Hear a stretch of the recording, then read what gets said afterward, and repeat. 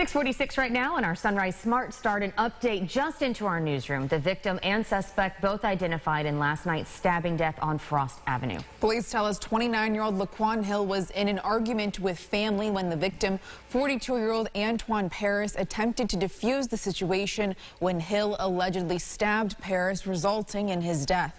Hill has since been taken into custody and is charged with second-degree murder.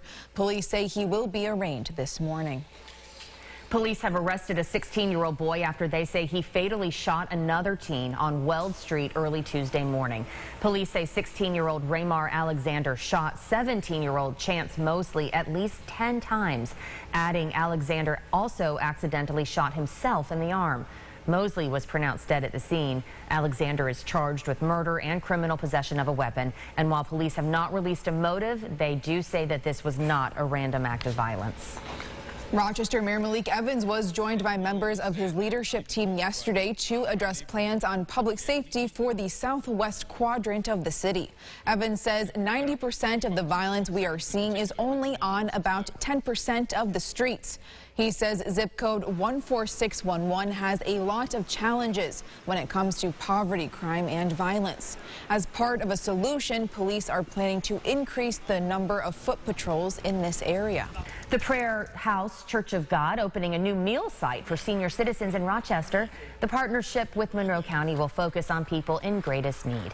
City Council Vice President Willie Lightfoot also serves as pastor for the church, and he says the 14605 zip code is the second poorest in New York State.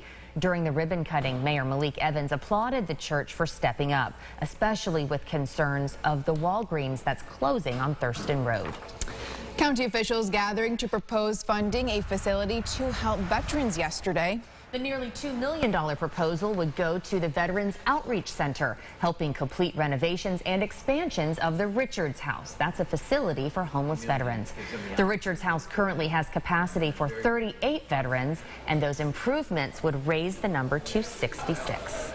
The Rochester Police Department releasing images of the people who are believed to be responsible for 2 recent burglaries at the community food cupboard. They're asking for the public's help identifying the 2 men you see here. The administrator says the stolen goods and property damages total around $4,000 to $5,000. The first burglary took place October 22nd, and then they returned Monday on Halloween night. Anyone with information is asked to call 585-428-6472. The Diocese of Rochester has taken a major step towards emerging from Chapter 11 bankruptcy, reaching a settlement with hundreds of people claiming abuse by members of the church. 3 years after the diocese filed for bankruptcy, it will send $55 million into a trust for the survivors, while also leaving the option open for survivors to sue the diocese insurers. The diocese says this may allow them to come out of bankruptcy by midsummer of next year. In a statement sent out last night, Bishop Salvatore Mantano said in part, quote, "While I know my words may seem hollow, simply repeating a rehearsed apology, I renew with sincerity my deep apology to the survivors of sexual abuse." The Levine Center to End Hate is in search of volunteers to take part in their yearly surveys. News 8's Jatira Marsh joins us now in studio to tell us about the surveys, what they are, and how you can take part. Jatira, can you start off by telling us what the Levine Center is? Absolutely. The Levine Center to End Hate at the Jewish Federation of Greater Rochester was founded 4 years ago in response to the Unite the Right rally in Charlotte, North Carolina. The organization began their initiative with education dialogue to learn the experiences of those here in Rochester regarding hate and discriminations. Co-director Karen Alam says it's not only important to focus on race and religion, but also those with disabilities as well.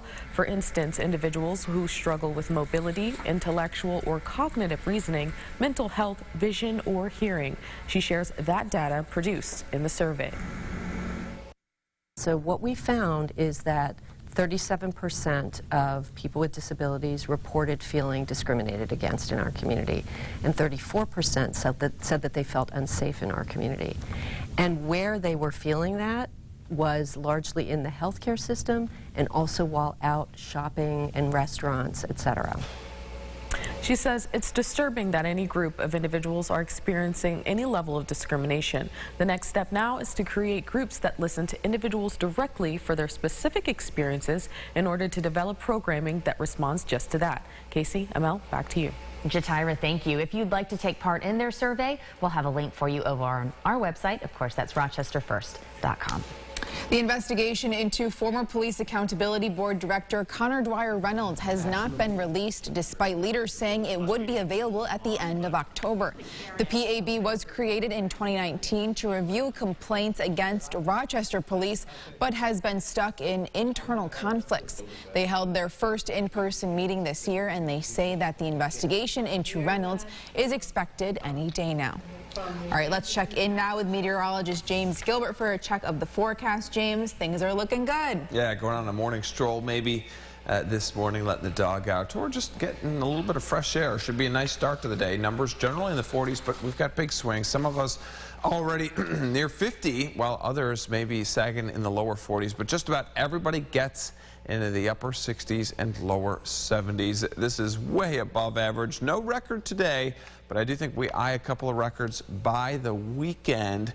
We'll talk about those numbers and take a look at the bus stop forecast at the end of the show. Casey, Mel? All right, James, thank you. Taking a look at the roads this morning, things are still looking pretty good out there. No new accidents to report. We have updated you on a few throughout the morning, but those all seem to be subsiding at this point. 390, 490, 590 are running on time. If anything changes, though, we do have updates for you throughout the morning.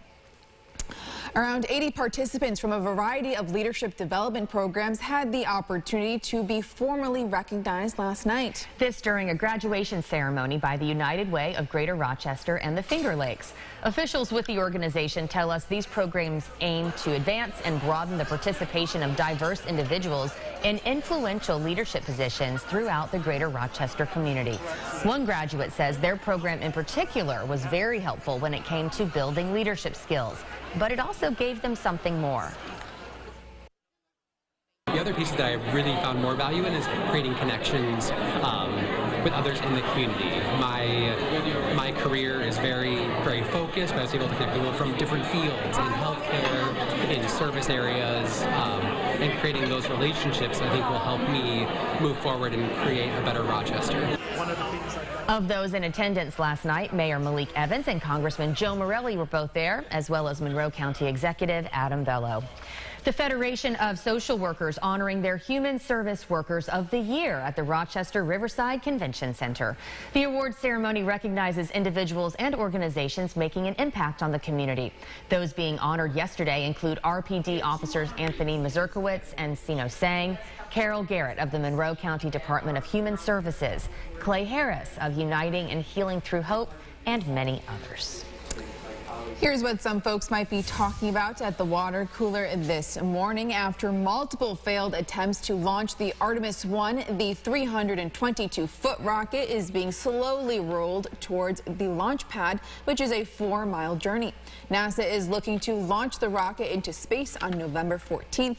When it does lift off, it will send an unpiloted Orion crew capsule on a 37-day trip around the moon and back, a step towards sending Americans back to the moon.